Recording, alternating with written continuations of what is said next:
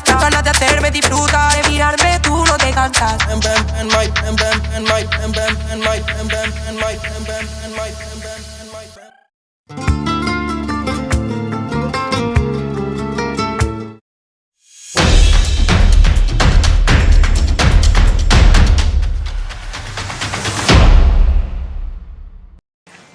Bueno, buenas tardes, bienvenidos a la sede de la Federación de Peñas Cordobesas. Saben ustedes, celebramos habitualmente jornadas culturales, según algunos demasiadas, de manera que copamos mucho el espacio. A mí me parece bien porque organizar cosas desde la sociedad civil siempre es bueno, ¿no? Como siempre quiero agradecer a todos los asistentes su presencia aquí, a las autoridades, al presidente del Consejo del Movimiento Ciudadano, miembros del Grupo Municipal, que no me sé el nombre ahora. Hacemos Córdoba. Y también del Grupo Socialista. Y Tacra Golosina. 2 kilos de más. Bueno, esto pasa hasta las mejores familias. Hoy vamos a hablar de un tema que no es la primera vez que tratamos aquí en estas jornadas culturales, que es el cine. De hecho, cuando yo era un joven que no tenía mucha relación con la Federación de Peñas, asistí a la conferencia de Serafín Pedraza sobre los orígenes del cine. Creo que era el nacimiento de la palabra o algo que se llamaba, que me invitó Juan a asistir y fue uno de los sitios en los que me engañó para que yo fuera en su candidatura. Y lo consiguió con bastante éxito. Y nos acompañan tanto Serafín, que yo creo que ya lo conoce todo el mundo, tanto de esa ocasión, como él es un crítico, ha escrito sobre cine, y yo conozco 2 libros, puede ser que tenga más, ha escrito uno sobre cine francés, ¿no? Sí, 2018. 2018, y luego hay que era un cómic sobre temas... Sobre 1996, siempre, que ya uno tiene años. Sí, ya lo sé. En esa época yo había acabado la carrera, ya hacía años, donde vaya a pensar. Y luego está también Javier Ortega. Javier Ortega, yo no sabía, es jurista, somos los dos de derecho, cosa que marca mucho para mal, siempre para mal. Pero también es un gran aficionado al cine, ha escrito muchísimo, ha escrito además sobre algunos personajes en concreto y además tiene un par de libros, uno de los cuales yo no sabía que era tuyo y he leído. Lo que no sé... Tú eres el que lo leyó, ¿no? No, pero no fui el que lo compré, me lo prestaron. Me lo has puesto a... Por lo menos lo leíste. Bueno, los dos son muy conocedores de la historia del cine y yo creo que va a ser una jornada provechosa para lo que se trata aquí, como en todos los que de aprender algo. Os dejo con ellos, con Serafín y con Javier. Sí. Y aprovecho para saludar a Antonio, que vaya.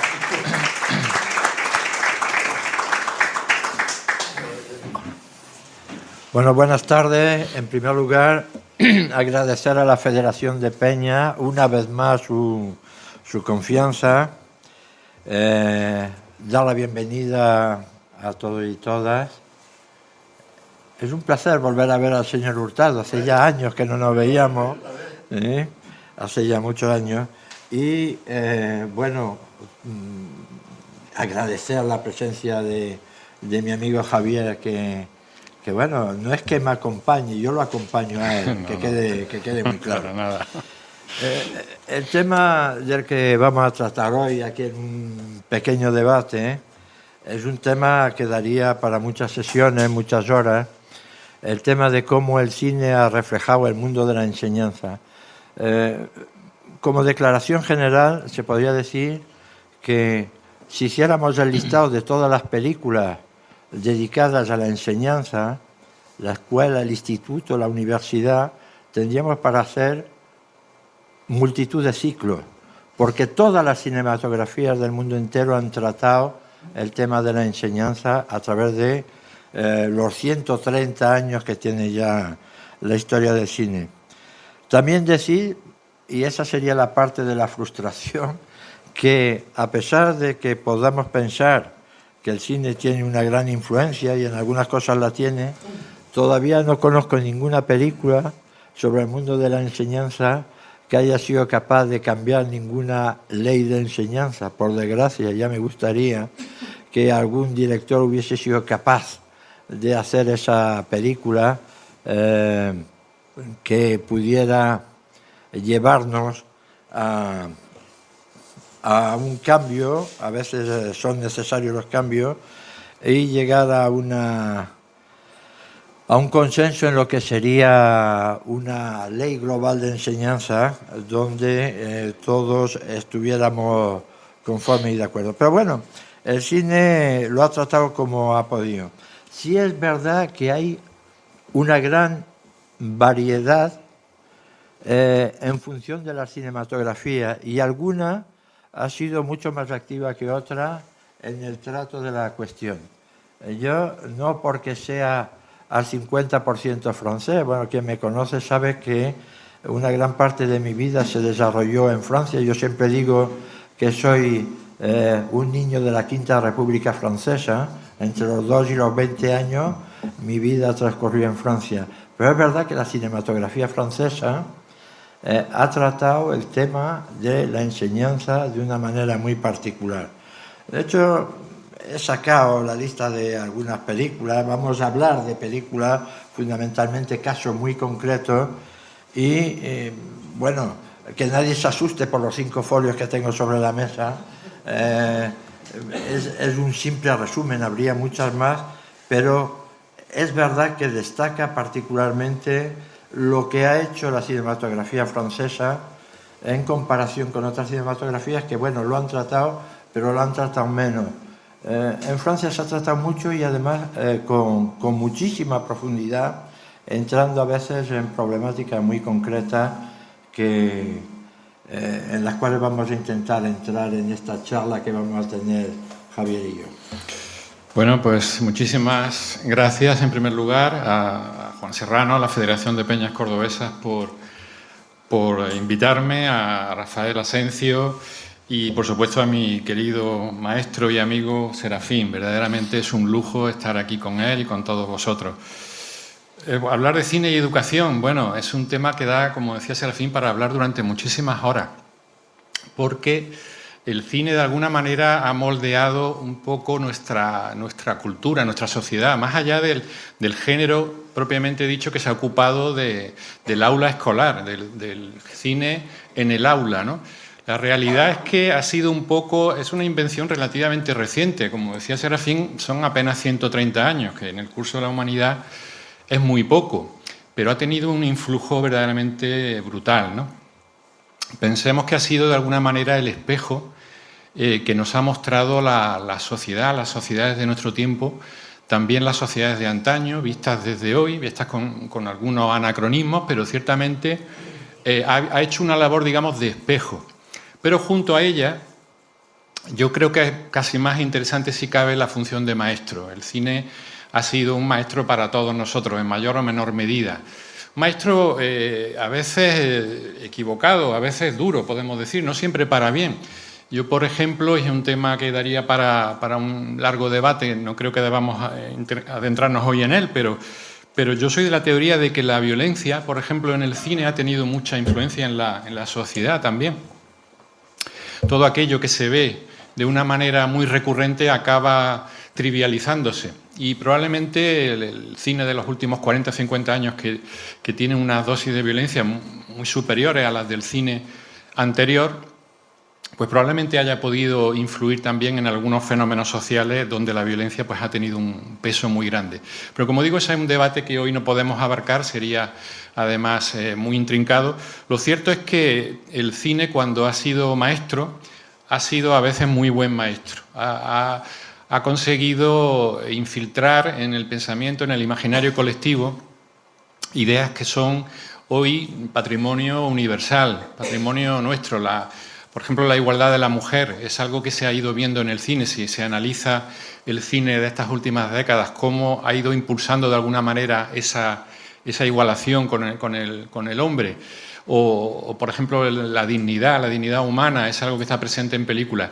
Y por no extenderme demasiado, porque yo también quiero escuchar mucho a Serafín, ciertamente él tiene toda la razón en que la cinematografía francesa es la que mejor y más se ha ocupado de esta cuestión. No sé si eso se corresponde con el hecho de que allí los poderes públicos tienen una preocupación más marcada por la educación, no lo sé, pero es un hecho que hay muchas más películas francesas que se ocupan de este tema, de este subgénero, podríamos decir, y además lo han hecho francamente bien, y lo han hecho muy bien incluso cuando han hecho su cine en otros lugares. Por ejemplo, vosotros sabéis que gran parte del cine americano de Hollywood de los años 30 y 40 fue un cine hecho por europeos, básicamente, muchos de ellos franceses.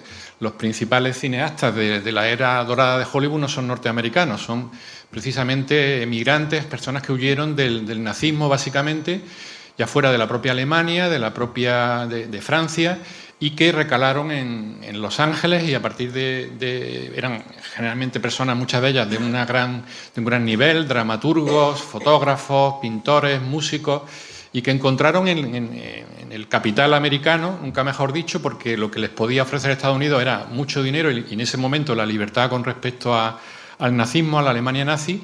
Hicieron un cine que muchas veces tenía toda la impronta del cine europeo, pero con los medios del cine norteamericano. Yo estoy pensando, por ejemplo, en un cineasta que sé que a Serafín y a cualquier buen aficionado al cine le gusta especialmente, como es Jean Renoir, el director francés que hizo una película, This Land is Mine, Esta tierra es mía, en Estados Unidos, con actores norteamericanos, George Sanders, Maureen O'Hara, Charles Laughton, el mítico actor, y que es probablemente, si no es la mejor película sobre el tema, es una de las mejores, sobre la libertad, ¿no?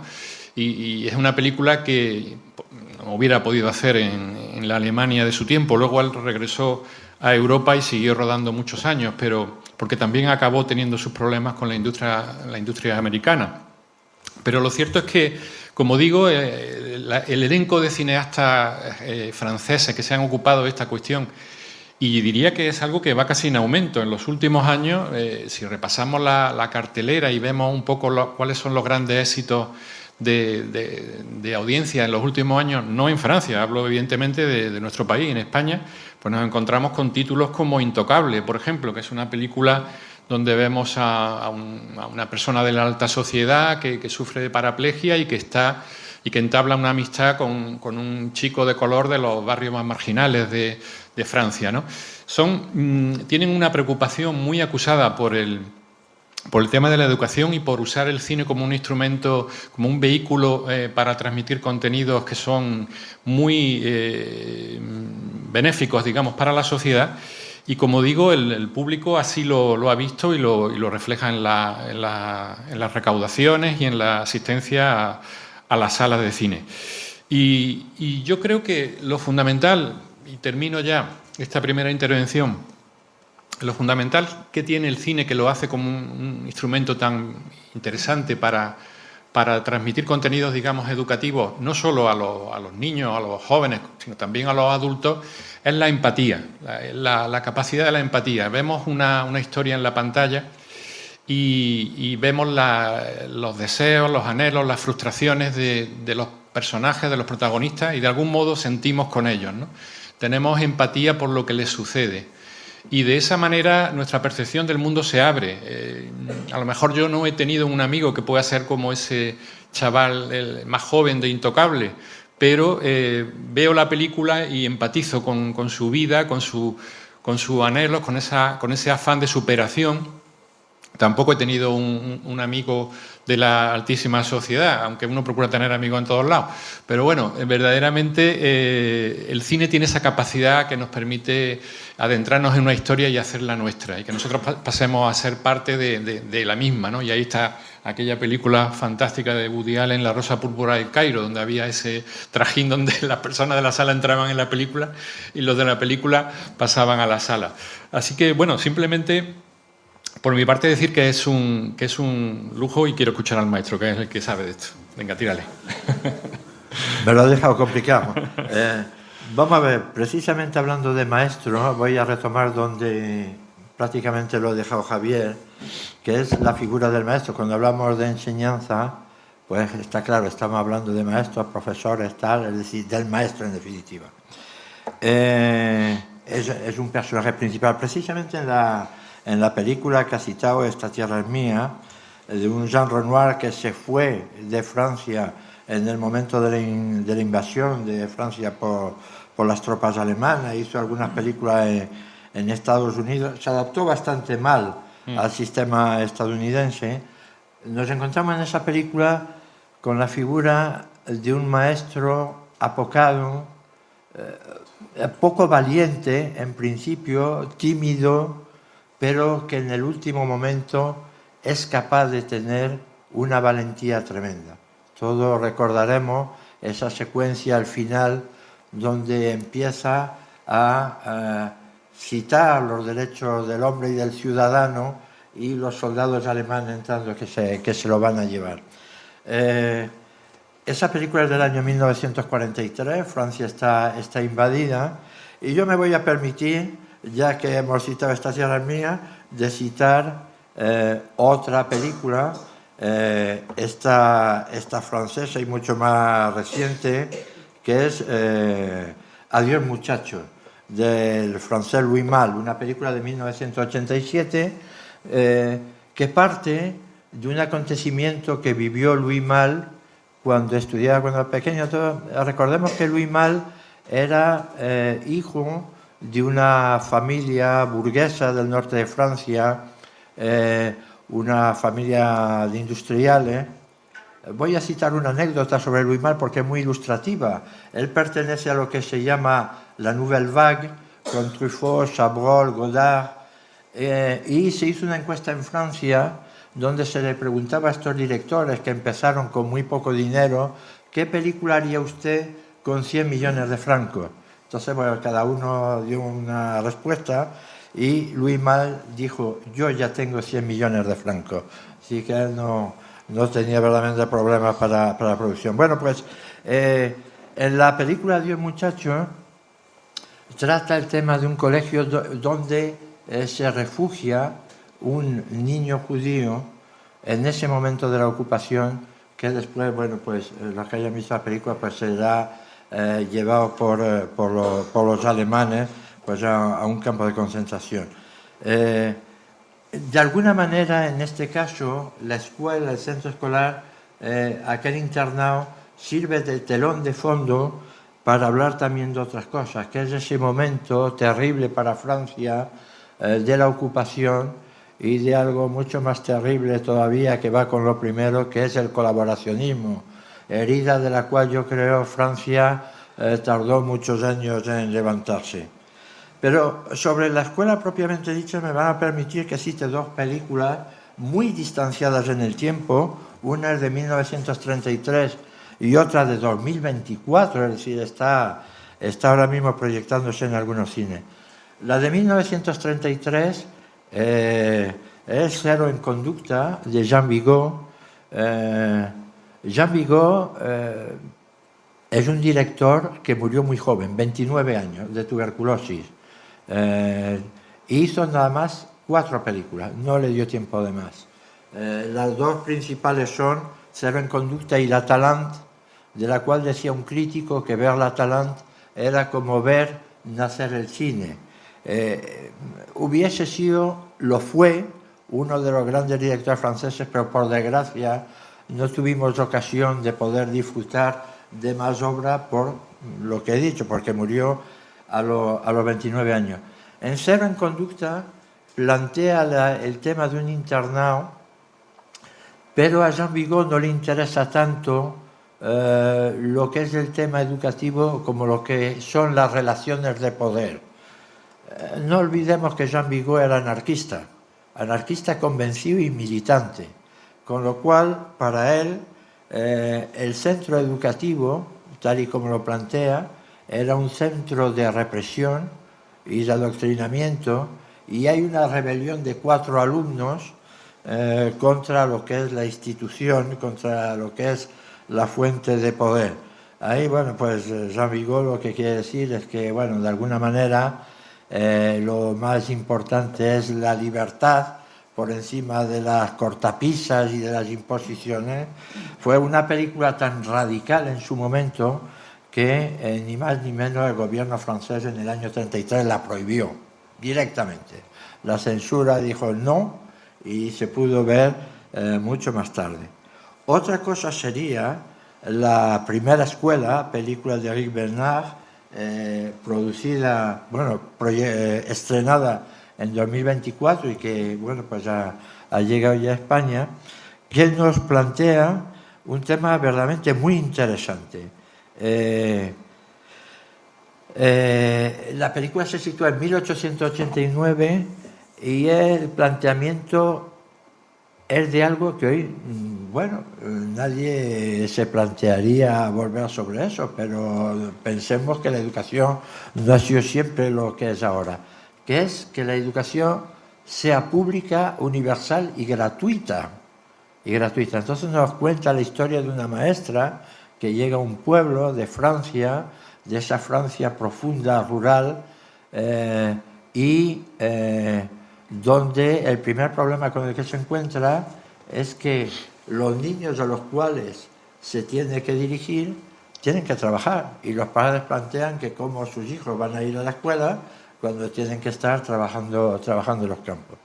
Esa dificultad de poder captar la clientela para esa escuela, que ya desde el gobierno de la República se plantea que sea universal y que sea para todos, y ese problema del trabajo de los niños en esa época. Yo digo, estamos hablando de 1889, pero es un caso que de alguna manera se reproduce en otros países y en otras circunstancias. Es un canto, esta película, os la recomiendo si no la habéis visto todavía, a lo que es la escuela. A lo que es la escuela como formación y como transformación del ser humano. Es un canto al maestro, en este caso a la maestra, que se desvive por extender esa educación y esa lucha que emprende en ese pueblecito de Francia. Porque claro, cuando antes hablábamos de, bueno, un personaje principal es el maestro, pero la otra parte es el alumnado. Y aquí vemos como, bueno, pues no siempre ha sido fácil. Después vendrán otros problemas de los cuales ya hablaremos dentro de las aulas. Pero en esa época se trataba de extender la educación, de que llegara a todos, de que no fuera solamente un privilegio, sino un derecho. Yo quería comentar, Serafín, al hilo de lo que estás diciendo. Hay un cineasta que a mi modo de ver tiene una importancia, vamos, a mi modo de ver, está unánimemente considerado como uno de los grandes clásicos de la historia del cine, pero quizá no se ha resaltado lo suficiente el valor que tiene como el introductor de lo que veníamos a decir antes, es decir, un poco la capacidad que tiene el cine para moldear la sociedad y transmitir mensajes más allá de ser un divertimento, algo puramente lúdico. Y estoy hablando de Chaplin, de Charles Chaplin. Este cineasta, realmente hay un antes y un después en su irrupción en el mundo del cine, porque hasta entonces el cine había sido prácticamente un cine sin argumento y sin ningún afán de reflejar la sociedad. Si recordamos aquellos primeros cortometrajes, casi todo eran pues la típica imagen de un edificio que estaba ardiendo y los bomberos que iban de manera más o menos jocosa y precipitada a sacar de allí a la chica y tal y cual, ¿no? Y bueno, todo era pues eso, una serie de humoradas que estaban destinadas a que el respetable pues se lo pasara bien, ¿no? Pero claro, este señor, Chaplin, que es inglés, como sabéis, llega a Estados Unidos. Él había tenido una infancia absolutamente mísera porque era huérfano y había pasado toda clase de miserias. Un día su padre, que era muy borracho, se dice que se lo encontró un día por la calle y le preguntó: «Tu cara me suena, ¿tú quién eres?». Era un personaje que había pasado por verdaderas inclemencias. Y precisamente eso le hizo afinar el talento, ¿no?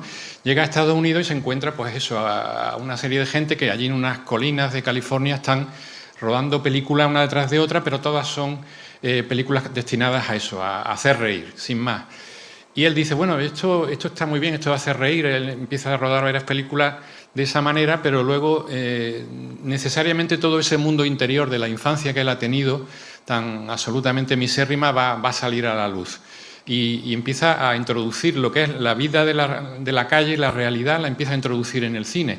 Y las películas, sus cortometrajes, hacen reír muchísimo. De hecho, se convierte en el personaje más famoso, con diferencia, de su tiempo. Cuando regresa a Inglaterra, bueno, se dice que nunca se ha juntado una multitud como la que se juntó para recibir a Chaplin a su vuelta de Estados Unidos. O sea, era algo que durante la Primera Guerra Mundial, la Gran Guerra, pues Chaplin era el ídolo de todos los soldados. Era algo que en estos días, bueno, ningún influencer ni remotamente se acercaría a eso, ¿no?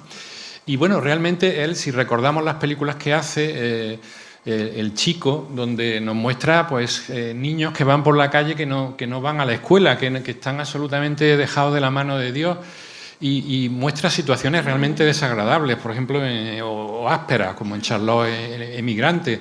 Crea un personaje que es muy divertido, pero al mismo tiempo nos está mostrando una realidad absolutamente paupérrima.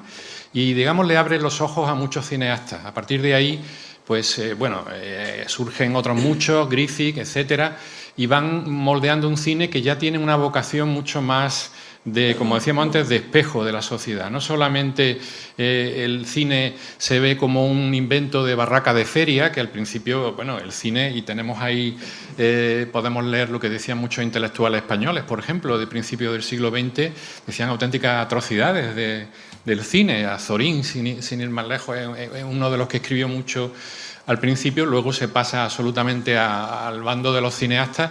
Unamuno quizás sea el ejemplo más claro de intelectual que estaba totalmente en contra del cine, porque el cine se veía como algo pues circense, como digo, una atracción, digamos, de barraca de feria. Y todo eso cambia a partir de mediados de los años de la década de 1915 a 1920, coincidiendo prácticamente con la Primera Guerra Mundial, cuando Chaplin demuestra al mundo que hay otras posibilidades, que se puede hacer otro tipo de cine. Y a eso se apuntan muchos otros directores, y ya empiezan a verse las primeras películas con maestros de verdad, ¿no? Que es un subgénero, como decía Serafín, pero que en realidad es solamente una parte de la educación que el cine nos ha dado. La figura del maestro es muy curioso porque, como tú mencionabas, Serafín, por una parte es una especie de Valladar de la civilización, el espejo en el que los alumnos se van a mirar y se deben mirar. Recuerdo una película que tuvo muchísimo éxito en los años finales de los años 30, principios de los 40, que era Adiós Mr. Cheeks, que ganó el Oscar al mejor actor, Robert Donat. Y era un maestro que era esa especie de maestro ideal que todos querríamos tener, ¿no? O algunos con suerte hemos tenido, ¿no? Y fue una película que tuvo muchísimo éxito, que luego se hizo una versión con Peter O'Toole muchos años más tarde. Pero, curiosamente, y como demostración de que el cine va evolucionando conforme avanza la sociedad, a partir de los años 70 la figura del maestro en el cine empieza a tener otro talante mucho más, digamos, inconformista, mucho más distante. Ya no está alineado sistemáticamente con los poderes públicos, digamos. Por ejemplo, Mr. Cheeks era el profesor de latín y de griego, de clásicas, en un colegio inglés de la vieja escuela, de la vieja usanza, con métodos muy rígidos, etcétera.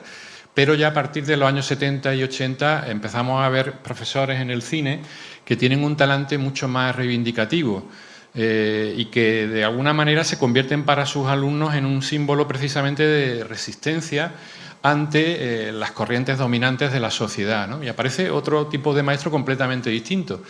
Y llegamos a una película que es relativamente reciente, o que es todavía del pasado siglo, que es El Club de los Poetas Muertos. Es una película que tiene un éxito enorme. Aquí en Córdoba creo que se proyectó en el Cine Lucano, si no recuerdo mal, con el malogrado Robin Williams, haciendo del profesor John Keating, creo que se llamaba, que es una película que a mí no me parece del todo redonda, no sé qué opinarás tú de ella, Serafín, pero que sí, es cierto que tuvo un éxito tremendo porque conectaba con la idea de un docente que era capaz, digamos, de enfrentarse a la jerarquía de su colegio. De hecho, le costaba, creo recordar, el puesto, y que animaba a los alumnos a enamorarse de la poesía, y de la poesía como algo que les iba a elevar y que les iba a alejar de un poco de toda la mediocridad imperante, de normas regladas. De nuevo, vemos ahí un poco cómo el cine hacía una contraposición de la figura del Mr. Cheeks de finales de los años 30, y era otro talante completamente distinto. Y luego han seguido profesores en los últimos años, maestros en el cine, que han sido abiertamente inconformistas. Estoy pensando en una película que probablemente algunos hayáis visto, Serafín seguro que la ha visto, que se llamó en España precisamente El Profesor, así sin más, con Adrien Brody, el protagonista del Pianista, y que también hizo de Manolete en aquella película malhadada de Manolete que tanto ruido hizo. La verdad que el hombre era igual o es igual que Manolete, hay que decirlo. Pero bueno, pues ese actor hizo una película durísima sobre la educación, el profesor, donde el profesor es un personaje completamente devastado por su experiencia, tanto personal como la experiencia de dar clases. Entonces, claro, el cine ha evolucionado mucho en este tiempo y nos va mostrando caras del docente que tienen, quizá nos dicen mucho de la sociedad en la que vivimos. No sé qué piensas tú al respecto. Sí, totalmente. De hecho, nos encontraríamos con una variedad infinita sobre lo que es la figura del profesor. Por citar algunos, bueno, en el Club de los Poetas Muertos está claro que el tema principal es la libertad, el generar espíritu crítico en los alumnos, en que sean ellos mismos. Recordemos esa escena donde se suben a las mesas, ¿no? Recitando aquel verso de Walt Whitman, oh capitán, mi capitán, ¿no? La poesía Abraham Lincoln, ¿no? Estamos hablando de la libertad, pero nos podemos encontrar con una variedad tremenda. Por ejemplo, por citar algunas de las que traigo aquí, tenemos una película francesa también que se titula La profesora de historia, que me imagino que algunos ya lo han visto, Javier seguro que sí. Película del año 2014 de Marie Castille-Mantion, que es una directora de cine muy interesante del cine galo, donde le plantea a sus alumnos un reto que es hacer un trabajo, son adolescentes, sus alumnos, sobre lo que podía ser la vida de adolescentes judíos en la Alemania nazi. Y entonces, bueno, ellos que son unos adolescentes, bueno, con sus problemas de adolescencia, todos hemos pasado por esas edades, y con otras preocupaciones, se van metiendo poco a poco en esa investigación, y esa investigación de alguna manera pues les cambia en mayor o menor medida la vida. Es como un profesor es capaz de interesar a sus alumnos. Pero tenemos más profesores peculiares. Por ejemplo, yo quería resaltar aquí una película de François Truffaut, antes lo he citado, por eso de la Nouvelle Vague, una película que hace en 1970, que es El pequeño salvaje. El pequeño salvaje plantea la historia de un niño que ha vivido en los bosques toda su vida y que, bueno, pues en el siglo XVIII un profesor intenta, en primer lugar, socializarlo, ¿no? Nos recuerda un poco esta película a la película de Werner Herzog, El enigma de Gaspar Hauser, ¿no? Es un poco el mismo tema, ¿no? O, bueno, la historia del niño lobo de Añora, ¿no? De Marcos Rodríguez Pantoja, ¿no? Que era una historia similar. Bueno, pues vemos un poco ese tipo, como la enseñanza, el inculcar una serie de parámetros van hacia algo tan importante como la socialización, ¿no? Dentro de esa línea podríamos poner la película de Arthur Penn, El milagro de Anna Sullivan, con la magnífica Anne Bancroft, ¿no? Una actriz tremenda, ¿no? Aquella Mrs. Robinson del Graduado, ¿no? Por citar una de sus películas que todos recordarán, donde se empeña con una... Ahí estamos tocando ya el tema de la discapacidad y esa voluntad de hacer que esa niña salga adelante. Una película magnífica, de lo primero que hace Arthur Penn antes de ser famoso con Bonnie and Clyde, por ejemplo, ¿no? Arthur Penn, a recordar que es el padre de ese magnífico actor que es Sean Penn, ¿no? Es decir, estamos hablando de enseñantes que se empeñan a veces en tareas verdaderamente complicadas, ¿no? O, por ejemplo, el caso de otra película francesa, que es El buen maestro, de Olivier Ayas, una película del 2017, donde se plantea algo que, bueno, se oye en los debates sobre enseñanza, que es lo de la excelencia. Es un maestro que está absolutamente empeñado, como yo creo, mucha gente en la enseñanza, Yo creo que aquí hay bastantes personas que están en el mundo de la enseñanza y que plantean ese tema. Es decir, lo de la excelencia, es decir, sacar lo mejor posible de los alumnos y hacer que con su esfuerzo suban los peldaños para mejorar, no solamente eso que se dice siempre, bueno, si estudias más tendrás un trabajo más interesante y ganarás más dinero, ¿no? Cuando se dice ganar más dinero, no, sencillamente por una cuestión también de dignidad personal. Eso me recuerda un día una conversación cuando yo hablaba más en los institutos y con los alumnos. Una vez me preguntó un alumno por qué tenía que estudiar, porque si al final a lo mejor su trabajo iba a ser más mediocre y tal. Y yo le contesté, para no parecer tan tonto en cualquier conversación que tenga, ¿no? Pues lo de la excelencia va un poco por ahí. Es decir, uno tiene la obligación de mejorar su nivel intelectual. Eso es lo que plantea el buen maestro, es ese esfuerzo por sacar de cada uno, de sus alumnos, complicado a veces una clase de 30 y tantos. Bueno, yo cuando empecé a ir a la escuela estábamos más de 40. En clase era todavía más complicado y de distintos cursos y tal, eso sí que era difícil.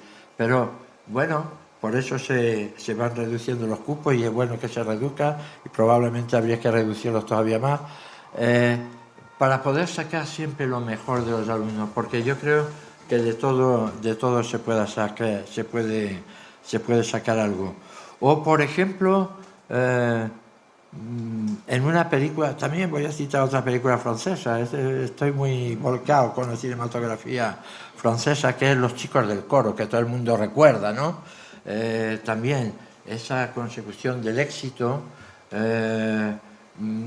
ese éxito en esa parcela, que es ese grupo de jóvenes cantantes y que eso sirva también en la vida personal, en la mejora personal. Es decir, como veis, realmente el cine ha llegado a plantear el papel del enseñante, ya no digamos solamente maestro, el enseñante, toda la persona que de alguna manera tiene que transmitir conocimiento. Yo me gusta más que conocimiento, formación a otras personas, intentar siempre sacar lo mejor y hacer que esa evolución verdaderamente sirva no solamente de cara a una monetarización próxima en un trabajo y tal, sino para la misma persona y en su vida cotidiana. Pues estaba pensando al hilo de lo que comentabas en un personaje clásico ya del cine y también de la literatura norteamericana que precisamente está considerado por la crítica un poco como el mejor padre de la historia del cine, porque los padres enseñan también, claro, no solamente los docentes, no solamente el aula escolar. Y estoy hablando del personaje que interpretaba Gregory Peck en Matar a un ruiseñor, Atticus Finch. La novela de Harper Lee se publicó un par de años antes, luego se hizo la adaptación cinematográfica con Gregory Peck en ese personaje, ganó el Oscar al mejor actor. Y fijaros, el éxito de la novela, que fue tremendo. Esta mujer solo escribió ese libro prácticamente en toda su vida. Recientemente los herederos acaban de publicar algunas cosas que ella no quería que se publicaran, lo cual es bastante reprochable desde mi punto de vista. Pero bueno, la cuestión es que ella conscientemente publicó solamente Matar a un ruiseñor. Y el éxito de esa novela y después de esa película tuvo, sobre todo de la película, si cabe, porque hay más gente que ve cine que gente que lee, desgraciadamente, yo soy editor, como sabéis algunos. Bueno, pues el caso es que verdaderamente tuvo una influencia enorme en aquella Norteamérica de los años 60 para que en algunos estados, del sur en su mayoría, pues la segregación racial alcanzara las cotas que tenía por aquel entonces, ¿no? El hecho de que un actor que era además una estrella de Hollywood, que además transmitía verosimilitud. Gregory Peck era la clase de actor en quien todo el mundo confiaba, digamos, interpretaba personajes, salvo alguna rara ocasión, como Moby Dick, siempre hacía de bueno, digamos, ¿no? y de persona con unos valores morales elevados. Bueno, pues él hacía una interpretación fantástica de aquel padre viudo que está educando a sus dos hijos. La niña es un personaje también adorable. Bueno, pues eso, y el hecho de que él, como recordaréis, tiene que asumir la defensa de un hombre de color y finalmente no consigue ganar el juicio. Pierde el juicio porque realmente en aquel momento lo normal es que lo perdiera, a pesar de que él era un magnífico abogado.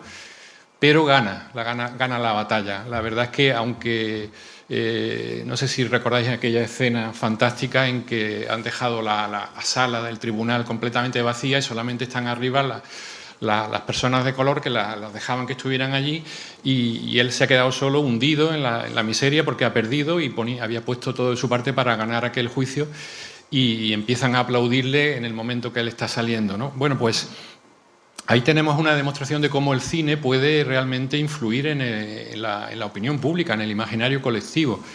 ¿Y qué vamos a decir, por ejemplo, en otro sentido completamente distinto, de la Rusia de Stalin? En la Rusia estalinista se hicieron más películas que nunca. O sea, nunca jamás se hicieron tantas películas como entonces. Películas, casi todas ellas, de ambiente rural, donde se veía pues a unos obreros agrícolas que trabajaban encantados de la vida, de sol a sol, pero no tenían ningún tipo de problema para ello, y que estaban pues encantados con papá Stalin, ¿no? Es decir, el cine, si nos damos cuenta, tiene una fuerza enorme, y precisamente por eso yo creo que debería ser importante o debería ser conveniente introducir la asignatura en los planes de estudio, porque creo que realmente la educación audiovisual para los chavales es algo realmente muy positivo.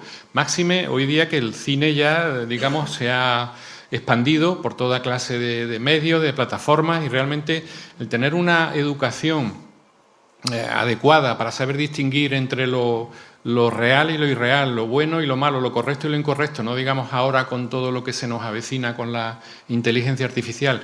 Yo creo que no somos conscientes de hasta qué punto la fuerza de la imagen puede realmente ayudar o también hacer daño en un momento dado. Y por eso yo creo que para los alumnos sería muy bueno que existiera como asignatura. Yo he estado en algunas experiencias concretas. Me consta que hay colegios que van utilizando cada vez más el cine.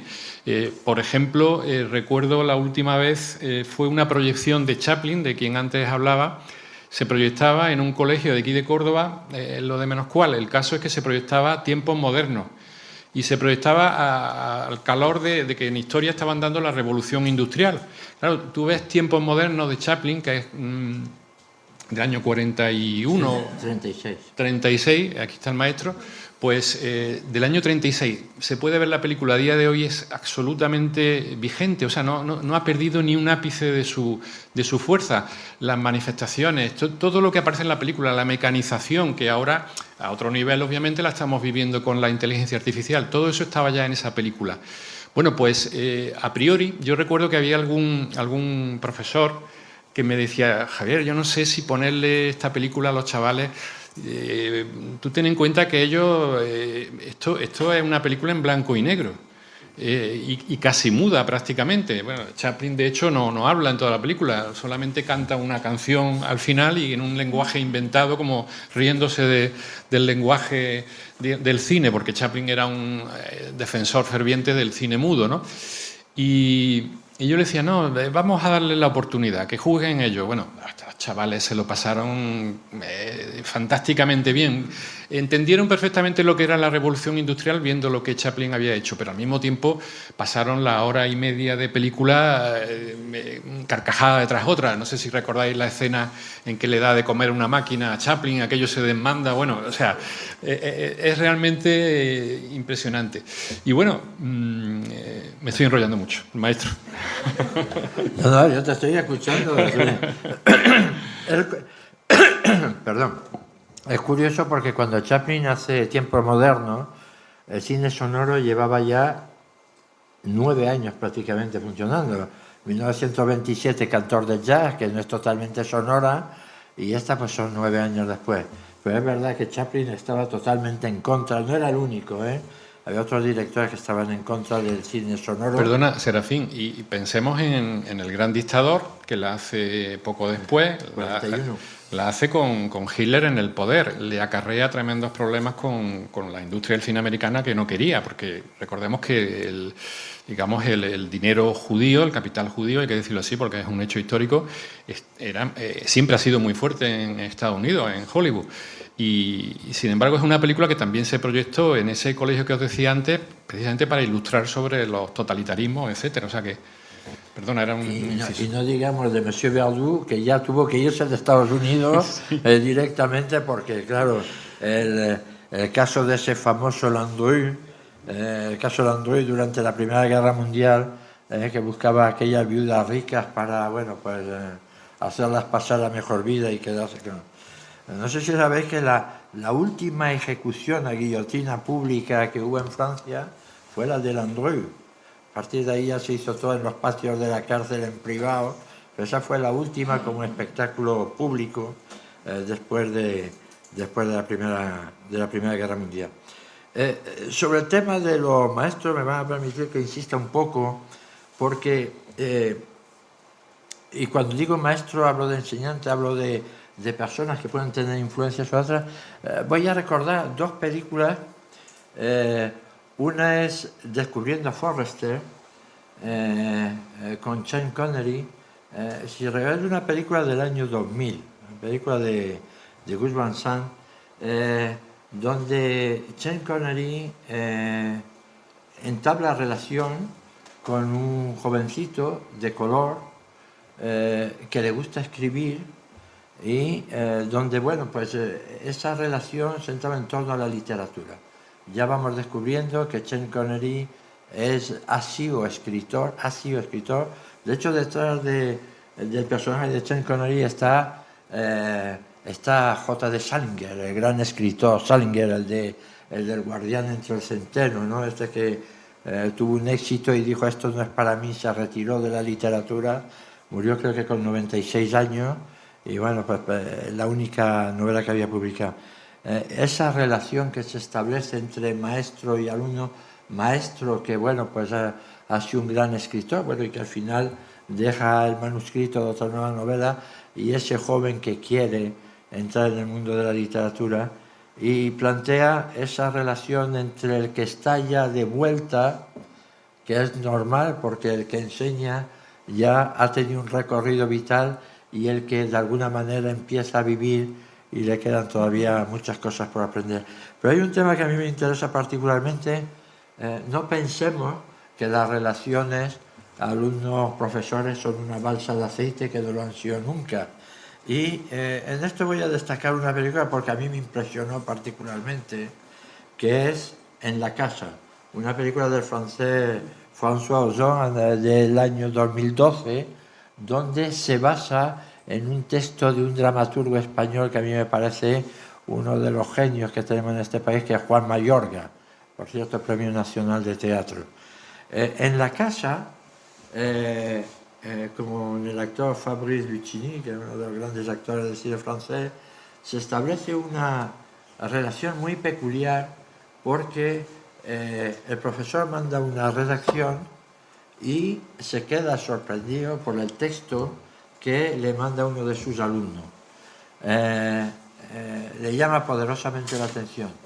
Y toda la relación entre este profesor y su alumno se establece a través de esos textos que le va pasando el alumno, y donde llega un momento en que ya no sabemos si verdaderamente la influencia del profesor sobre el alumno o realmente el alumno sobre el profesor. Hay una... porque realmente el que queda fascinado es el profesor, y el que realmente, bueno, de alguna forma llega a ver otros aspectos de la vida distintos que seguramente no había visto en toda su trayectoria vital, es el profesor bajo los textos de este alumno.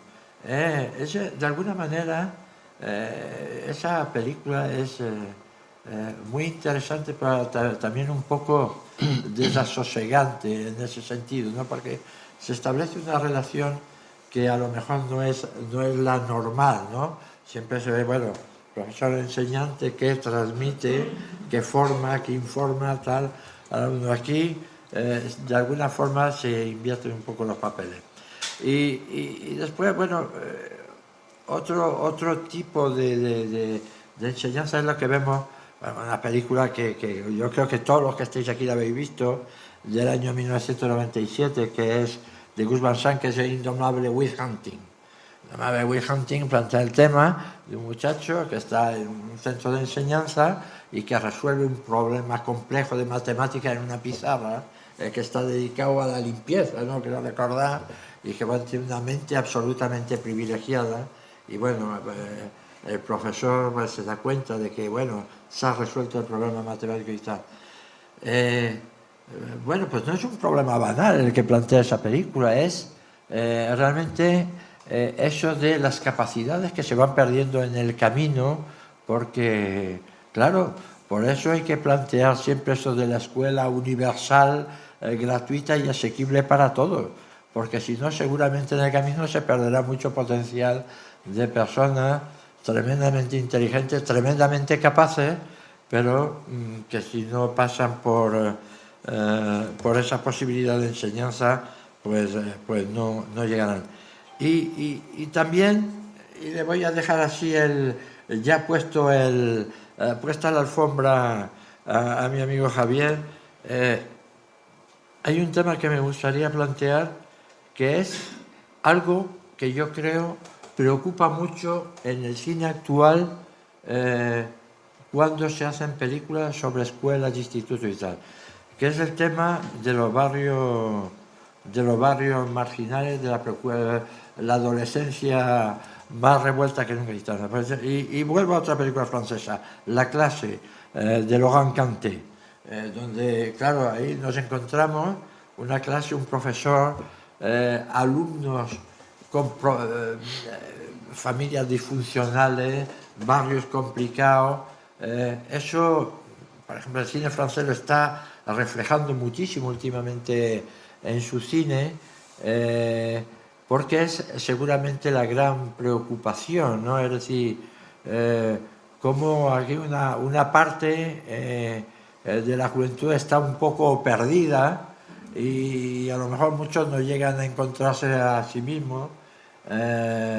Es una película que suscita, desde luego, el debate inmediatamente. Cuando uno ve esta clase, Laurent Canté es un grandísimo director, esta película la hizo en 1989, y yo creo que la hace con una lucidez tremenda, al hilo de lo que es la sociedad verdaderamente contemporánea, donde las generaciones que van entrando en los institutos, particularmente, desde luego poco se parecen a la mía ya, donde nosotros, pues, a lo mejor por las circunstancias y tal,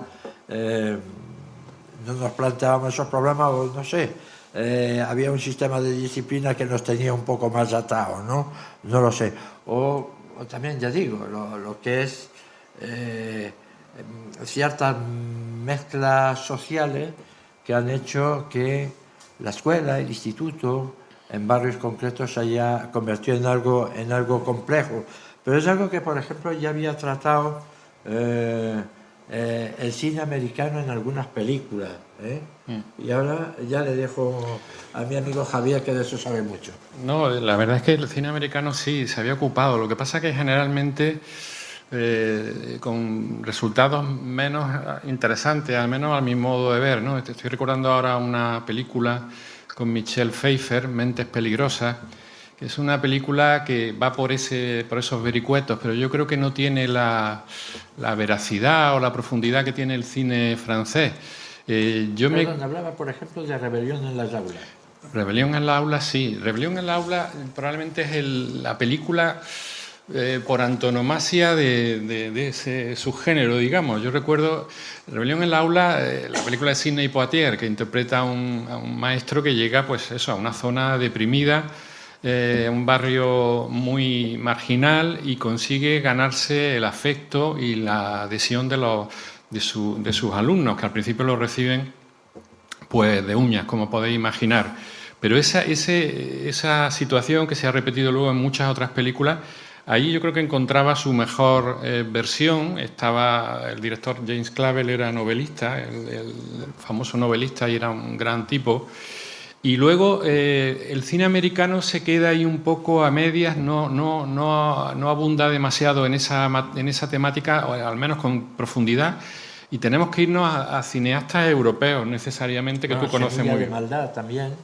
Semilla de maldad de Richard Brooks, pero para mí una película que a ti seguro que te encanta sobre esta materia, justo sobre lo que estás diciendo, es Hoy empieza todo, de Bertrand Tavernier, que es una película donde el protagonista, que es profesor y también es el director de la escuela infantil, juvenil en la que da clase, llega un momento en que se da cuenta de que sus esfuerzos realmente son baldíos. Es decir, que todo lo que hace en el aula tiene un techo muy bajo y que de alguna manera, para poder conseguir ayudar a sus alumnos, necesita trascender, salir del aula e implicarse de una manera activa con las propias familias de las que proceden esos chavales.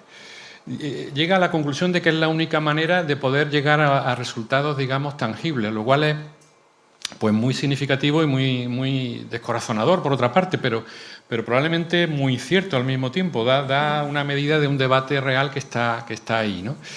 Y bueno, lo cierto es que el cine, retomando ahora un poco lo que os comentaba hace unos minutos, el cine lo que sí nos da también muchas veces es la posibilidad a los alumnos de ayudarles a encontrar su vocación. Que esto es algo que es bastante más complicado de lo que parece. ¿Cuántas familias no han tenido la dificultad, cuántos padres, de aconsejar a su hijo, a su hija respecto a lo que va a estudiar? Entre otras cosas porque el chaval no lo sabe en ese momento, ¿no? Antes hablaba con Rafael Asencio de que los dos somos juristas, hemos estudiado Derecho. Hay una película que todo el que vaya a estudiar Derecho debería ver antes de matricularse, para saber si le gusta aquello o no, y es 12 hombres sin piedad. 12 hombres sin piedad ya sabéis que luego, por cierto, hubo una adaptación en Estudio 1, hecha aquí en España, que probablemente sea incluso superior a la película original de Sidney Lumet. Tenía el mejor reparto de la escena española de aquellos años: José María Rodero, Sancho Gracia, bueno, allí estaban todos, José Bódalo. Bueno, pues la película original de Sidney Lumet es una película que ha forjado más abogados que ninguna otra película en la historia del cine, y es complicado. Y hay grandes abogados también, igual que hay grandes maestros y grandes abogados en la historia del cine. Pero esa película mostraba un poco lo que son las entrañas del proceso judicial, visto desde, como sabéis, desde un jurado, ¿no? Un jurado popular que en un día infernal de muchísimo calor todos los indicios apuntan a que el reo o el posible, el inocente todavía en ese momento, es culpable de un asesinato, lo van a condenar, dicen, bueno, acabamos rápido, esta votación no tiene mucho que hablar, y aparece el personaje de Henry Fonda, que es el único de esos 12 hombres sin piedad, que dice, bueno, yo no digo que sea inocente, yo lo que digo, y la expresión además es clásica del derecho anglosajón, como sabéis, not guilty, no culpable. No tengo manera de demostrar empíricamente que esta persona es culpable. Si no lo es, tengo que declararlo inocente, tengo que votar, y tenemos que estar aquí hablando hasta que lleguemos a un acuerdo. Bueno, pues esa película ha forjado muchísimas carreras, muchas vocaciones por la justicia, ya sean fiscales, o sean abogados, o sean jueces, en fin. Pero es que siempre podemos encontrar una película que puede ayudar sobre una determinada vocación. Estoy pensando, por ejemplo, en una película no demasiado conocida en España, pero que os recomiendo encarecidamente. Serafín no se la recomiendo porque la ha visto seguro muchas veces, que es Barbarroja, de Akira Kurosawa, una película japonesa, pero que es fundamental para saber si uno se quiere o no dedicar a lo que es la medicina. La medicina es una profesión, como sabéis, tremendamente sacrificada, aunque haya profesionales que puedan ganar mucho dinero, pero es tremendamente sacrificada. Y en esa película vemos a un joven que viene de la universidad, de una familia alta japonesa, y que de pronto lo destinan a un hospital dirigido por un personaje que interpreta Toshiro Mifune, el actor por excelencia de las películas de Kurosawa, su actor fetiche, y que interpreta a un individuo al que le llaman Barbarroja, de ahí el título de la película, y que es un tipo absolutamente desagradable, pero que tiene una cualidad, y es que ama la medicina por encima de todas las cosas y que se involucra en la salud de sus pacientes hasta el final. Bueno, pues claro, la película nos muestra los sinsabores de esa profesión desde dentro, nos muestra lo que es realmente ser médico, y por eso creo que es una película muy adecuada y que también algunas vocaciones han surgido de la visión de esa película, ¿no? Y desde luego también hay películas que han creado, han forjado muchos maestros. La mayoría las hemos citado ya hoy, hay muchas, ¿no? Yo creo que, en definitiva, es un subgénero que tiene mucha aceptación por parte de los espectadores, porque de alguna manera yo creo que nos sirve para, como decía al principio, mostrarnos esa capacidad del cine para avivar las conciencias, ¿no? Realmente, cuando un cineasta tiene hechuras de gran cineasta, como la gran mayoría, la totalidad de los que ha citado Serafín, está en condiciones de darnos una perspectiva de la sociedad, porque de alguna manera el aula escolar en esas películas se convierte en una suerte de microcosmos donde vemos reflejados todas las lacras y también todas las bondades de la sociedad que está fuera del aula escolar, ¿no? Y de ahí la importancia de que sea un cine que se siga haciendo y que cada vez sea más combativo, como señalaba Serafín, que en los últimos años, sobre todo la cinematografía europea, cada vez hace más y mejores películas y más iconoclastas, más irreverentes, menos, como os decía, menos Adiós Mr. Cheese, aquello que estaba muy bien en los años 30, ¿no? También quizás en los años 30, y películas que nos muestran realmente cómo debe ser, hacia dónde queremos que se encamine un poco esa función tan importante que es la de nuestros profesores, la de nuestros docentes, ¿no? Yo creo que hay mucho que estudiar ahí, mucho que hablar todavía. Oyéndote hablar, recordaba a una persona que conocí hace unos años que quiso estudiar medicina porque estaba fascinado por la novela Viaje al final de la noche de Céline. Vaya referencia, ¿eh? Sí. Al final abandonó medicina en el primer año, ¿no? Porque claro, la referencia de Céline, por cierto, una de las grandes plumas, sin lugar a dudas, del siglo XX, pero no olvidemos toda la historia que rodea a Louis Ferdinand Céline, particularmente, bueno, pues en ese momento terrible de la ocupación, del colaboracionismo y tal. Yo quería tratar dos temas y ya les dejo tranquilos. Uno, cuando hablamos de la enseñanza, hablamos de los contenidos, y no puedo menos de citar la película de Stanley Kramer, La herencia del viento. Fue en 1960. Esa película es sensacional y no es demasiado conocida. Bueno, habla tú. No, por favor, no faltaría más. No, simplemente decir que es una película, yo no he conocido a nadie que haya visto esa película que no salga fascinado de la visión de La herencia del viento, que es una película sobre el debate del darwinismo, está basada en una historia real, en un proceso que tuvo lugar en la realidad y que protagonizaba Spencer Tracy, la película, y te dejo a ti, pero verdaderamente si no la habéis visto no podéis dejar de verla, porque es una película, yo creo que de lo mejor que hizo Spencer Tracy en toda su carrera, y mira que hizo grandes películas. Y seguramente de lo mejor que hizo el director Stanley Kramer. Sí, es una película donde se enfrenta, por un lado, esa enseñanza de la teoría de la evolución frente al fanatismo y a la cerrazón de una serie de personas que entiende que esa enseñanza ataca sus tradiciones, ¿no? Puede que, si vemos esa película ahora, nos haga sonreír, pero realmente nos daremos cuenta de que tiene mucha más actualidad de la que podamos pensar, por desgracia, ¿no? De que todavía existe ese enfrentamiento.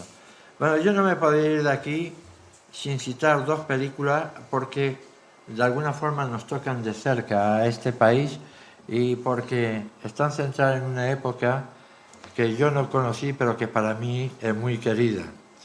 La lengua de las mariposas, de José Luis Cuerda, película de 1999, que tiene mucho que ver con tiene todo que ver con la Escuela de la República.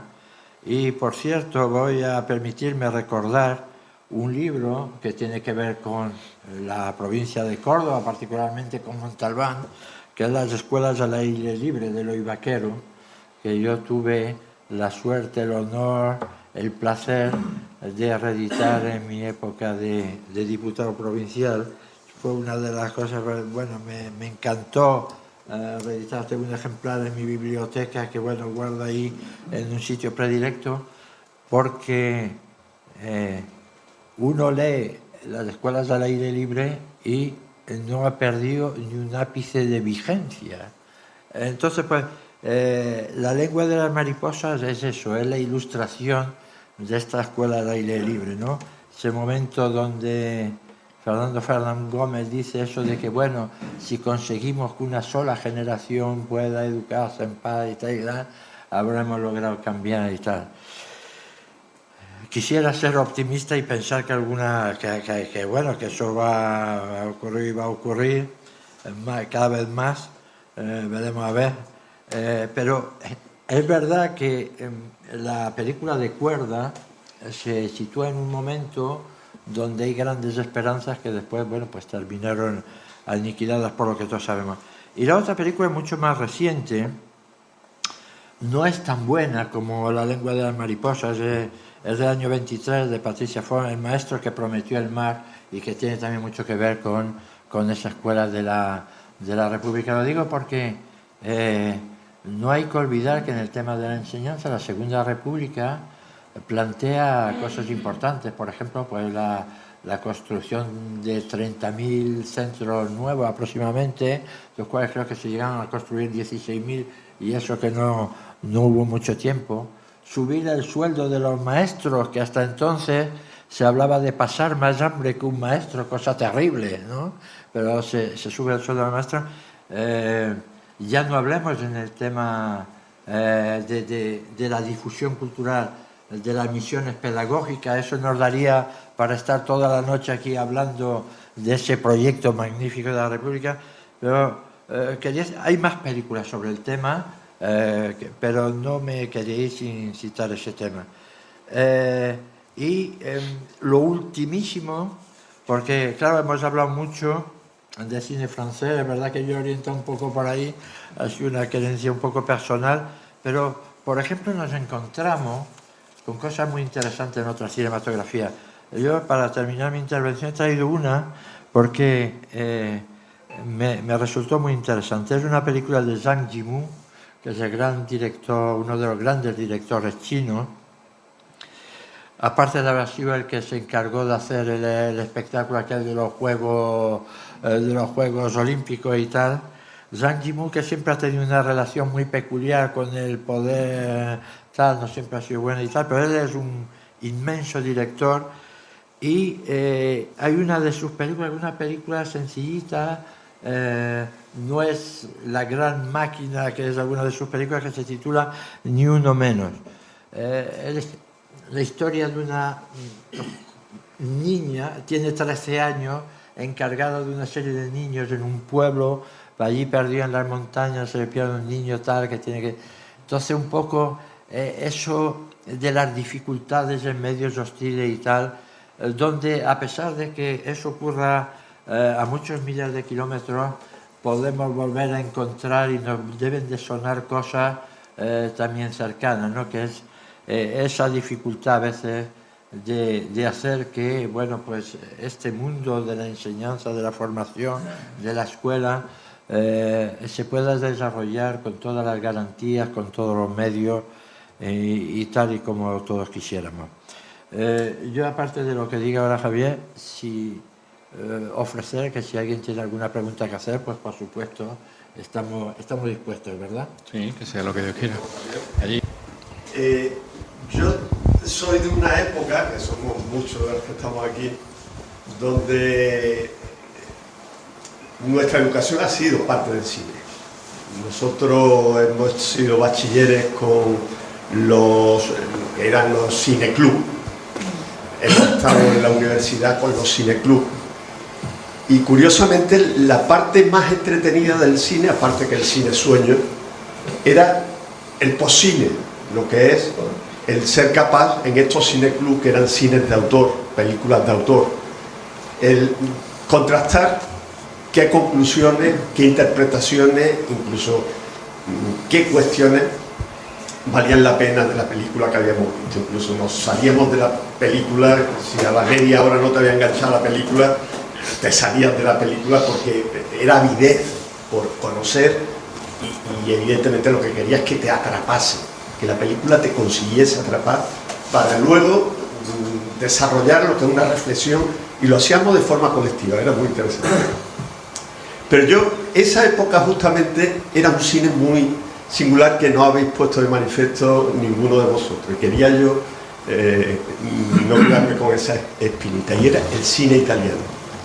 Era el cine italiano de una época de Bertolucci, Fassbinder no era alemán, pero era de la época Visconti o Pasolini. Y no se me olvida un personaje, en este caso una profesora, en una película que era Novecento, de Bertolucci, en la primera parte de Novecento, porque tuvo dos partes distintas. Aunque los protagonistas eran Robert De Niro y Gerard Depardieu, la novia de Gerard Depardieu, que era la proletaria, era una maestra escuela que en los cortijos, en la época del fascismo de Mussolini, se dedicaba a dar clase a los niños de los agricultores, de los proletarios. Y este personaje, que era un personaje secundario, ponía de manifiesto lo que era la educación realmente. Era el poder despertar, en este caso a clase obrera totalmente sometida en la pobreza, en la miseria, darle lo que es una apertura, una ventana de ilusión y de cambio y de lucha, en definitiva, ¿no? Era un personaje muy secundario, pero que ponía de manifiesto la importancia que tenía la educación, y se quedó perfectamente plasmado. Era una película, como sabéis, 900, de lucha de clases. Justamente Robert De Niro representaba lo que era la parte rica del fascismo, la parte favorecida, y Gerard Depardieu era justamente el proletario, ¿no? Y entonces esa lucha de clases, que al final se unieron, pues realmente daba de sí personajes secundarios, y este era un personaje que me llama a mí muchísimo la atención. Y el cine italiano ha sido muy importante en nuestra educación. En nuestra educación, el cine francés sí. Francia ha sido siempre una vanguardia, tiene y ha tenido el cine como materia curricular en la enseñanza, lo que no hemos conseguido hacer ni en España ni en otros países, pero desde luego aquí nos hemos tenido que conformar con lo que eran actividades educativas extraescolares, y la parte fundamental eran los cineclubs. Es algo que nosotros, creo yo, que hemos perdido, que formaba parte del complemento educativo, que a mí me ha acompañado los cineclubs en todo mi proceso formativo y educativo, y que lo he hecho mucho de menos, ¿no? Y luego una cuestión que yo creo que como cordobés tenemos que poner de manifiesto: la importancia de tener en Córdoba la Filmoteca de Andalucía, una filmoteca que yo he visto en sus inicios programaciones apasionantes, muy parecidas a lo que eran los cineclubs, cines de autor, historia del cine, y que desde luego creo que quizá lo que son los centros educativos no se estén aprovechando sustancialmente de ese equipamiento tan importante que tenemos en nuestra ciudad. Gracias, Antonio, por tu intervención, preguntas y afirmaciones. Bueno, yo soy de la época de los cineclubs. Yo me acuerdo, en mis últimos años de vida en Burdeos, yo estaba en 3 cineclubs distintos. En Pozo Blanco, cuando vine a Pozo Blanco, pues también me metí en un cineclub. Después estuve en la directiva de otro que creamos, y bueno, ahí ya llegó la época del declive y tal. Efectivamente, era tan tremendo eso, que yo me acuerdo que, aparte del debate que había post película, después nos íbamos a tomar una copa y seguíamos hablando de lo mismo. Y claro, en esa época nos metíamos para el cuerpo mucho Bergman y mucho, ¿no? Que era, claro, Yo lo echo de menos. Yo sueño todavía con los cineclubs. Sé que es imposible que eso vuelva, sé que es imposible por las razones que sean, pero yo lo echo de menos porque fueron el caldo de cultivo de muchas cosas que tenían que ver con el cine y con muchas más cosas. Detrás de eso había más. Se hablaba de cine, pero se hablaban de muchas más cosas. Entonces, imagínate si los cineclubs fueron verdaderamente importantes. Lo del cine, bueno, nosotros aquí hemos hecho un vuelo rasante tocando muy poquitas cosas. Como decíamos al principio, habría para charlas como esta 50.000, porque el tema da para mucho más. Hemos ido rápido y hemos tocado algunas películas y tal, hay muchísimas más, habría para hacer mucho más. Novecento es una de las grandes obras de Bertolucci. Bueno, el cine italiano, no hay que olvidar que aparte de lo que es el movimiento neorrealista, que es el que se da justo después de la guerra, con Rossellini, De Sica y tal, después vienen, pues claro, viene gente como Bertolucci. Bueno, ahí está Fellini, que ya había empezado, viene Bertolucci, viene Pasolini, del cual se ha hablado últimamente, que a mí me parece una de las piezas fundamentales del cine italiano. Yo siempre me planteo, el otro día lo hablaba con un amigo, Pasolini, antes de su asesinato, había estrenado la película Saló, que es una adaptación de una novela del Marqués de Sade, que Sade escribe en la Bastilla, en uno de sus ingresos en la Bastilla. Y lo escribe en un rollo de papel, allí en una letra pequeña, cerrada y tal. Por cierto, manuscrito que había desaparecido durante muchos años. Voy a contar la anécdota porque merece la pena. Este manuscrito lo tenía la familia que produjo la primera película de Buñuel en Francia, que era Un perro andaluz. Una familia noble y tal tenía, y desapareció. Y durante varias décadas el manuscrito de Saló, los 120 días de Sodoma, ha estado desaparecido. Y por un concurso de circunstancias que nadie se explica, apareció hace unos poquitos años y al final ha sido el gobierno francés el que lo ha comprado para la Biblioteca Nacional. Quiero recordar, si no me falla la memoria, que pagó 5 o 6 millones de euros por el manuscrito de Saló. Se lo merece, la obra del Divino Marqués. Pero lo que llama la atención es que hubiese hecho Pasolini después de ese testamento tan crudo, tan duro, esa poética del horror tan tremenda. Estaba preparando otra película, tenía otro proyecto, pero llama la atención porque es uno de los grandes directores que ha dado Italia, un hombre que no solamente director de cine, él era poeta, era novelista, como escritor, magnífico, por cierto. Pues se recuerda siempre su obra cinematográfica, pero no hay que olvidar su obra literaria. Y bueno, está bien que en estos días se le haya recordado, porque es uno de los pilares. Por cierto, no hay que olvidar que después de haber hecho, yo siempre digo que si un personaje histórico que hubiese cobrado derechos de autor tremendos, si viviera, sería Jesucristo. El personaje de los más tratados en el cine ha sido Jesucristo, desde el comienzo del cine hasta ayer. Es decir, imaginaros los derechos de autor que hubiese cobrado. Bueno, pues a mí la película que verdaderamente me gustó sobre el tema de Cristo es el Evangelio según San Mateo, de Pasolini, que me parece que es la más cercana, aunque parezca rara, es la más cercana del personaje de Cristo, desde mi punto de vista, ¿no? Bueno, el cine italiano sería para tratar solamente ese bloque ya, ¿no? Y bueno, Novecento, volviendo a eso, efectivamente recuerdo a esa maestra, con la cual además yo recuerdo cuando vi la película y la volví a ver años después, me siento bastante identificado, porque es verdad que, claro, por un lado tiene el personaje de Robert De Niro y el de Gerard Depardieu, por cierto, muy jovencitos los dos, y Burt Lancaster, Recordemos que estaba allí Lancaster también,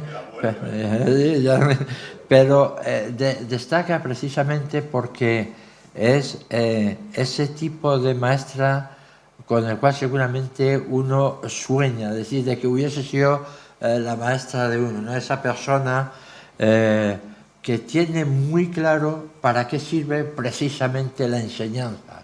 Eso es lo que destaca de ese personaje. Era una actriz francesa, Dominique Sanda, me parece, la que interpretaba a ese personaje.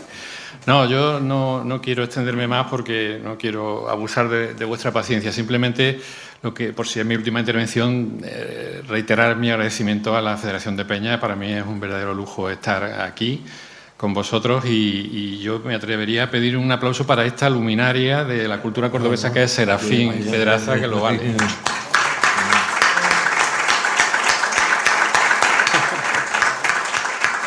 Bueno, ha sido un auténtico placer. Era la segunda vez que venía con la Federación de Peña. Dicen que no hay dos sin tres, no lo sé. Pero bueno, estoy muy contento de estar con vosotros. Gracias.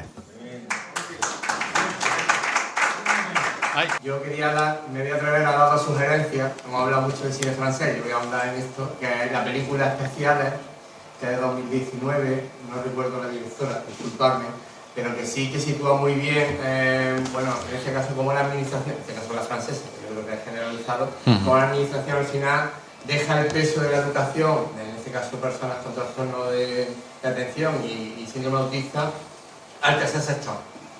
No asume ese primer bien que hemos dicho, la educación pública y de calidad o gratuita, que hemos estado hablando durante toda la charla, sino que un poco bueno, se les preocupa y que el tercer sector se ocupe de esta clase o de este colectivo infantil que tiene dificultad de aprendizaje por este tipo de trastornos. Entonces, lo recomiendo encarecidamente a las películas espaciales porque luego hay un conflicto entre la administración y el tercer sector, porque la administración luego reclama exigencias y la tercer sector dice, bueno, oye, aquí es tu responsabilidad, claro.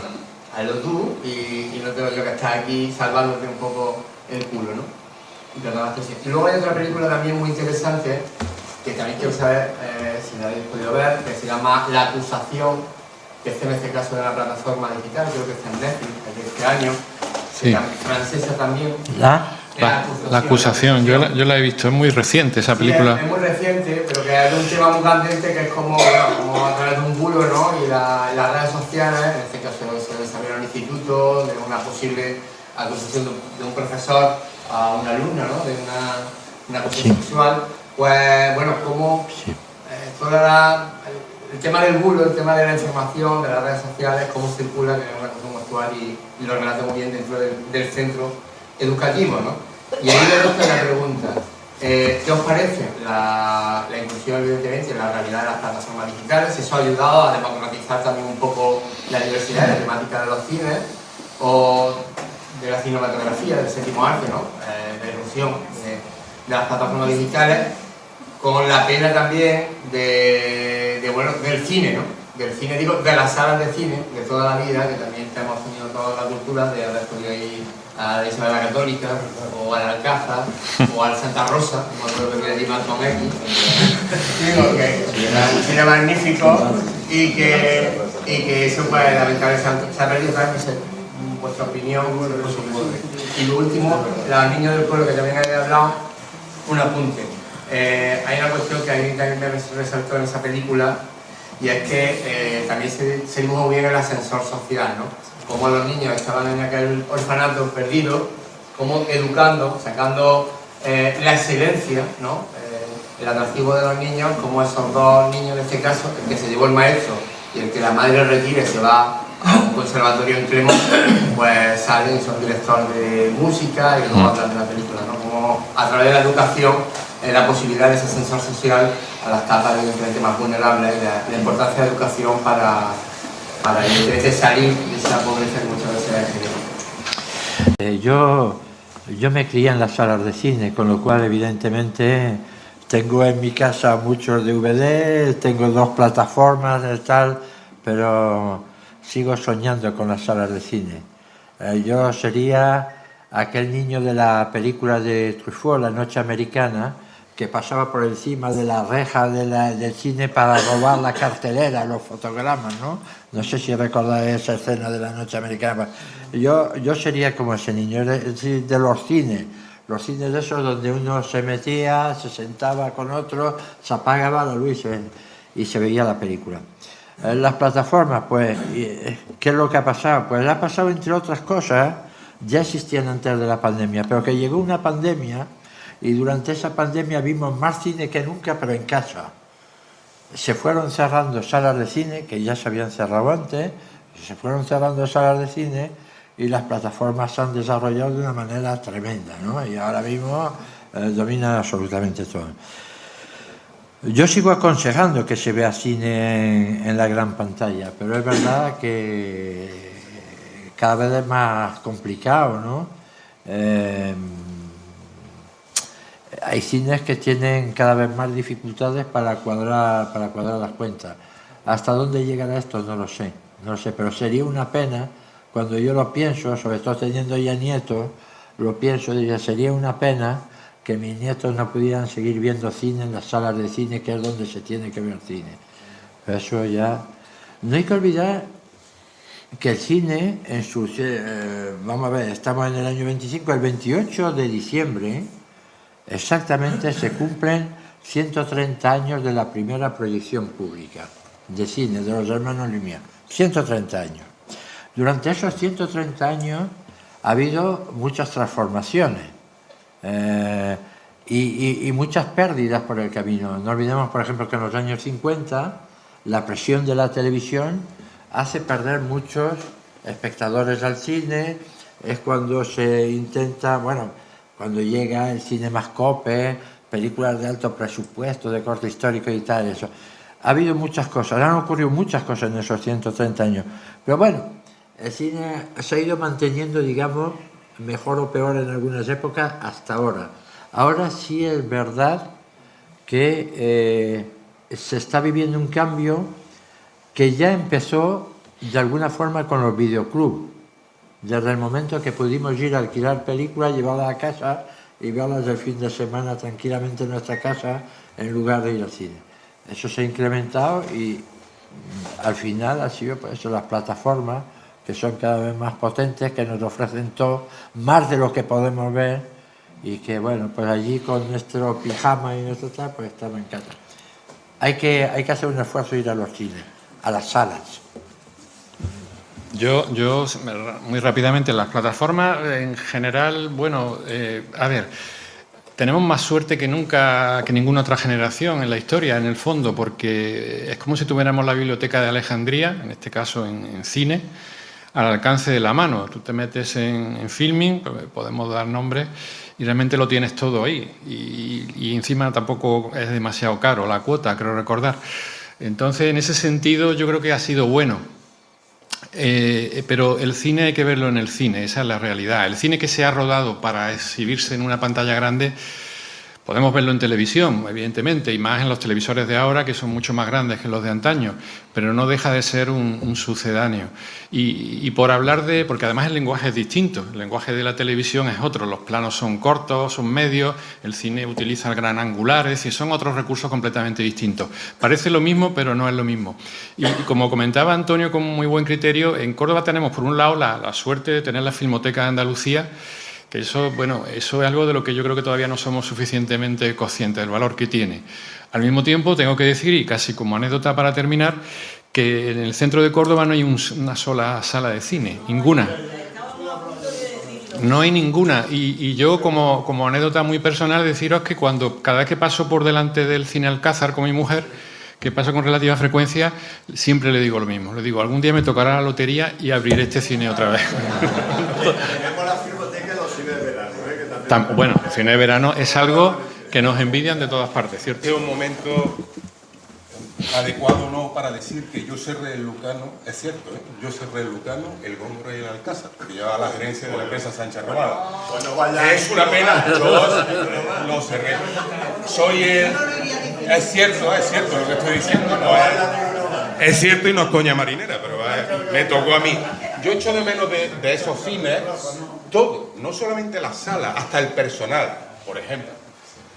la taquillera, la última taquillera que vendía en el Lucano, una mujer que era gruesa, que se llamaba Rafi Costi. Yo decía, hombre, Rafi, ¿qué pasa? ¿Cómo estás? Paquito, que era los acomodadores. Echo de menos todo eso porque esa fue mi vida. Durante un tiempo de vida. Pero es cierto que yo sé resocines. Ahora voy a quedar como el antichollo este. Pero bueno, en fin, ya está. No, porque conozco el negocio y efectivamente el problema que tiene el negocio, el cine, es que lo que no es negocio en el cine es el cine. El negocio son los ambigus y ya está. El cine, las proyecciones, sobre todo por grandes distribuidoras, son a porcentaje creciente. Quiere decir que si te entra una película de éxito, probablemente durante las 4 primeras semanas la distribuidora se lleva el 90% y tú llevas el 10%. Con el 10% no pagan la luz, el local, los empleados y la madre que lo paga. No lo pagan. Entonces, ese es el problema del cine. Vamos, lo digo que es un negocio que sí que conozco muy bien, porque he trabajado bastantes años en él. Nunca pondría un cine, y menos ahora. Que va a cerrar Juan, digo yo, ¿no? Juan. Antes que nada, dar las gracias a Serafín, a Javier. Aparte de todo lo que ha dicho, de todo lo que han dicho cuando lo ha presentado, Javier, cuando habla de Berenice, es editor de Berenice, de Almuzara, de una de las mejores editoriales de España, ¿no? Y lo tenemos aquí sentado con nosotros, agradezco. Antonio, Juan, Alicia, Irene, que se acaba de ir, gracias por acompañarnos una vez más. Tan necesario también que vosotros nos acompañéis como nosotros os acompañamos a vosotros en algunas ocasiones. Tiene que ser recíproco y es un gusto recibiros. Y a Juan Andrés, que es del barrio, ya está bien que te venga un día con nosotros, que vienes poco, así que gracias también. Bueno, quiero contar una anécdota que muchos algunos no lo sabéis. Yo tengo el enorme placer de, junto a Serafín y a Javier, y a Pilar, y a Alberto, y a Alejandro, y algunos más, Máximo, a Sahara, Lola, ¿no? Me dejan, debido a su enorme generosidad de todos ellos, me dejan compartir algunas sobremesas con ellos y disfrutar de todo lo que han dicho aquí y de lo mucho que dicen en estas sobremesas. Tengo esa suerte. Hay que aprovechar cuando llegan esos momentos y aprovechar cuando ellos te dejan asistir, porque lo que han dicho hoy, que han hablado de maestros, son unos verdaderos maestros y no hace falta decirlo, ¿no? Lo habéis dicho. Y además hay una cosa que hay que tener en cuenta, ¿no? Llevamos casi 2 horas aquí sentados y la gente sigue preguntando, ¿no? Cuando un acto se alarga, la gente está deseando que termine para salir corriendo a la puerta, y si no lo cortáis, aquí la gente sigue preguntando, ¿no? Con lo cual, fíjate si era interesante lo que estabais contando. Así que lo dicho, muchas gracias por estar aquí. Como ha dicho, no hay 2 sin 3. A mí se me ha quedado una cosita escuchando a vosotros de esas novelas que se pasan al cine, de las que valen la pena y las que los destrozan. Bueno, pues ya tenéis un argumento para venir una tercera vez, Serafín, una segunda, Javier, que seguro que será igual de interesante que todos. Así que muchas gracias y gracias a todos los que habéis estado aquí.